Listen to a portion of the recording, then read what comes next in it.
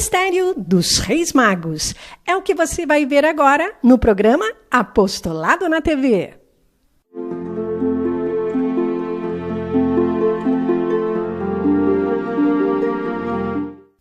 A história dos Reis Magos é maravilhosa e, ao mesmo tempo, misteriosa. Reis, vindos de longe, seguiram uma estrela até chegar na Gruta de Belém. Mas quem eram eles? E como ficaram sabendo o que significava aquela estrela no céu? Quem nos conta é a beata Ana Catarina Emériti. Os antepassados dos 3 reis magos descendiam de Jó, que outrora vivera no Cáucaso.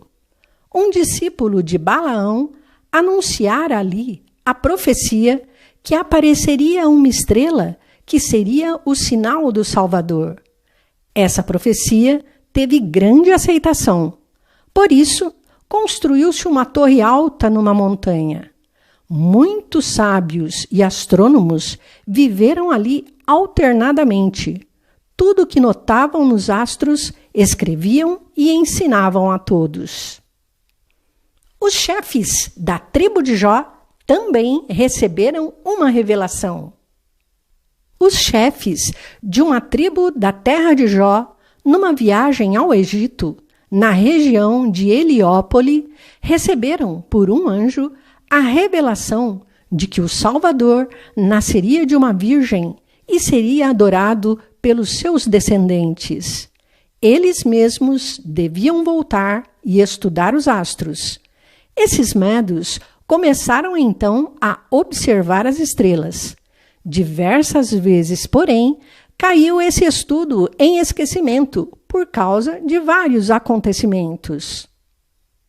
Cerca de 500 anos antes do nascimento de Jesus, a observação dos astros tinha caído de novo em decadência. Existia, porém, a descendência daqueles chefes constituída por 3 irmãos, que viviam separados, cada um com sua tribo. Tiveram 3 filhas, às quais Deus deu o dom da profecia, de modo que, ao mesmo tempo, percorreram o país e as 3 tribos, profetizando e ensinando sobre a estrela de Jacó. Então se renovou nessas 3 tribos o estudo das estrelas e renasceu o desejo da vinda do menino prometido. Desses 3 irmãos, descenderam os Reis Magos, em linha direta por 15 gerações, após 500 anos. Mas, pela mistura com outras raças, eram de cores diferentes. Desde o princípio desses 500 anos, ficavam sempre alguns dos antepassados dos reis num edifício comum para observarem os astros. Todas as épocas que se referiam à vinda do Messias conheciam-nas em visões milagrosas ao observar as estrelas. Desde a conceição de Nossa Senhora, portanto, há 15 anos, essas visões mostravam cada vez mais distintamente a vinda da criança. Agora, Ana Catarina Emériti nos conta o que viu na noite de Natal. Lembro-me de ter visto, na noite do nascimento de Jesus, 2 dos reis na torre.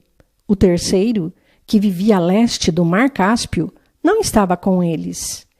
Viu, porém, a mesma visão, à mesma hora, na sua terra. Os reis viram Belém como um belo palácio, como uma casa na qual se junta e se distribui muita bênção. Lá viram a Santíssima Virgem com um menino, rodeada de muito esplendor, e muitos reis se inclinarem diante dele, oferecendo-lhe sacrifícios. Tomaram tudo como realidade, pensando que o rei tinha nascido em tal esplendor e que todos os povos se lhe haviam submetido. Por isso, foram também lhe oferecer os seus dons. Naquelas 3 noites, os 3 reis magos viram continuamente essas imagens. O mais nobre entre eles mandou então mensageiros aos outros, E quando viram a imagem dos reis que ofereceram presentes ao rei recém-nascido, puseram-se também a caminho, com riquíssimas dádivas, para não serem os últimos. Todas as tribos dos astrônomos viram a estrela, mas só aqueles a seguiram. Alguns dias depois da partida dos reis, vi Teoquenos com o seu séquito juntar-se aos grupos de Mensor e sair. Cada um dos reis tinha no séquito 4 parentes próximos da tribo, como companheiros. A tribo de Mensor era de cor agradável, pardacenta, a de Sair, parda, e a de Teoquenos, de cor amarela, brilhante. A beata Ana Catarina Emeriti nos conta que os 3 reis magos foram batizados e o que significa o nome deles. Mensor era caldeu. Depois da morte de Jesus, foi batizado por São Tomé e recebeu o nome de Leandro. Sair teve o batismo de desejo. Não vivia mais quando Jesus foi à terra dos reis magos.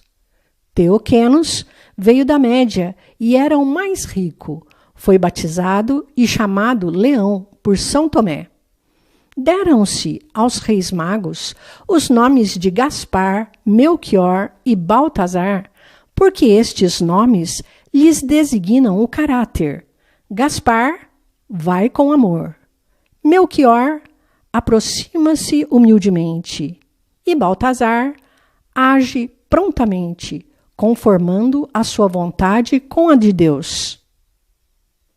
O caminho para Belém era de mais de 700 léguas.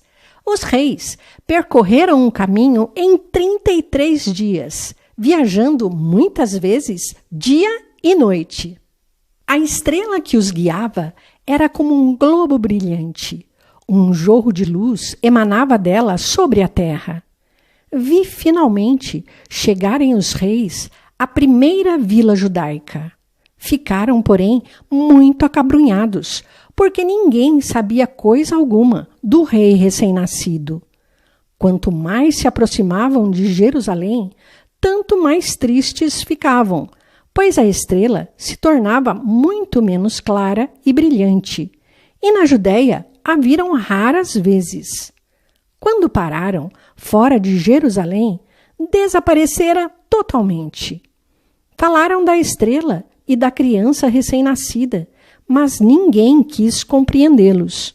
Por isso, tornaram-se ainda mais tristes, pensando que se tinham enganado. A caravana dos reis magos causou comoção na cidade.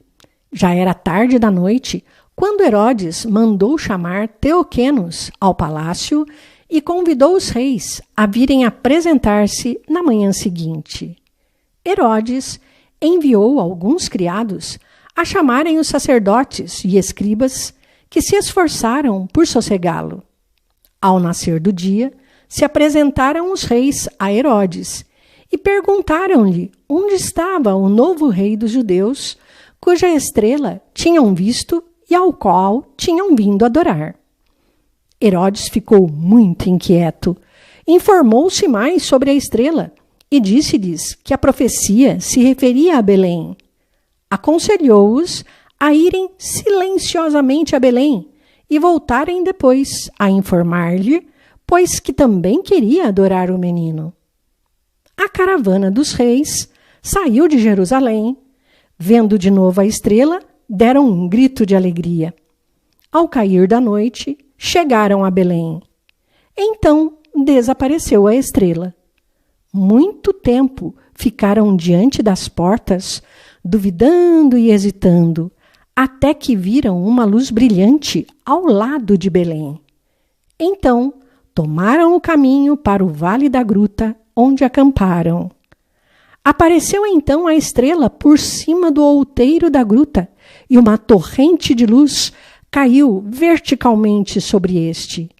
De repente, seus corações se encheram de grande alegria, pois viram na estrela a figura luminosa da criança. Depois de uma grande jornada, cheia de esperanças e decepções, Os reis magos estavam agora muito perto do menino Jesus. Os 3 reis magos aproximaram-se da colina. Abrindo a porta da gruta, Mensor viu-a cheia de luz celeste e a Virgem sentada lá dentro com a criança, como a tinham visto nas visões. Ele anunciou aos outros 2. São José saiu-lhes ao encontro, cumprimentando-os e dando-lhes as boas-vindas. Então se prepararam para o ato solene que queriam fazer e seguiram São José. 2 jovens estenderam primeiro um tapete de pano no chão até a manjedoura. Mensor e os companheiros entraram, caíram de joelhos e Mensor colocou aos pés de Maria e José os presentes. Com a cabeça inclinada e os braços cruzados, proferiu palavras comoventes de adoração. Depois, tirou do bolso uma mão cheia de barras do tamanho de um dedo, grossas e pesadas, com um brilho de ouro, e pô-las ao lado da criança nas vestes de Maria. Tendo-se retirado com os companheiros, entrou sair com os seus, prostrando-se com profunda humildade, com os 2 joelhos por terra. Ofereceu, com palavras tocantes, os presentes, colocando diante do menino Jesus uma naveta de incenso, feita de ouro puro, cheio de pequenos grãos esverdeados de incenso. Ficou muito tempo de joelhos, com grande devoção e amor. Depois dele, se aproximou Teuquenos, o mais velho. Ficando em pé, inclinou-se profundamente e apresentou um vaso de ouro cheio de uma erva verde. Ofereceu mirra e ficou muito tempo diante do menino Jesus em profunda comoção. Os reis magos estavam encantados e repassados de amor e humilde adoração. Lágrimas de alegria caíam-lhes dos olhos. Também Maria e José derramaram lágrimas de felicidade. Aceitaram tudo, humildes e gratos. Finalmente, dirigiu Maria a cada um algumas palavras afáveis. Depois disso, os criados dos reis também entraram na gruta, de 5 em 5, e adoraram em silêncio o menino Jesus. No outro dia, visitaram os reis mais uma vez o menino e de noite vieram despedir-se. Mensor entrou primeiro. Maria pôs-lhe o menino nos braços. Ele chorou, radiante de alegria. Depois vieram também os outros. Maria deu-lhes o seu véu de presente. Pela meia-noite, viram no sono a aparição de um anjo, avisando-lhes que partissem imediatamente, não tomando o caminho de Jerusalém, mas o do Mar Morto.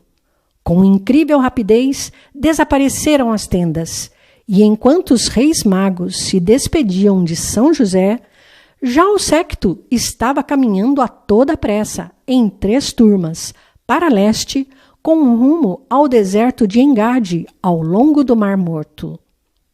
Viu o anjo com eles na campina, mostrando-lhes a direção do caminho. De súbito, não se avistaram mais. O anjo tinha avisado os reis bem a tempo, pois a autoridade de Belém, não sei se por ordem de Herodes ou por próprio zelo, tinha a intenção de prender os reis, que dormiam na estalagem, fechá-los sob a sinagoga, onde havia adegas profundas, e acusá-los perante o rei Herodes de desordens públicas. Mas, de manhã, quando se soube da partida dos magos, estes já estavam perto de Engade, e o vale, onde haviam acampado, estava quieto e deserto como dantes, nada restando do acampamento, fora algumas estacas de tendas e os rastos do capim pisado. Por séculos, aquele povo do Oriente observou as estrelas em busca do sinal do Salvador.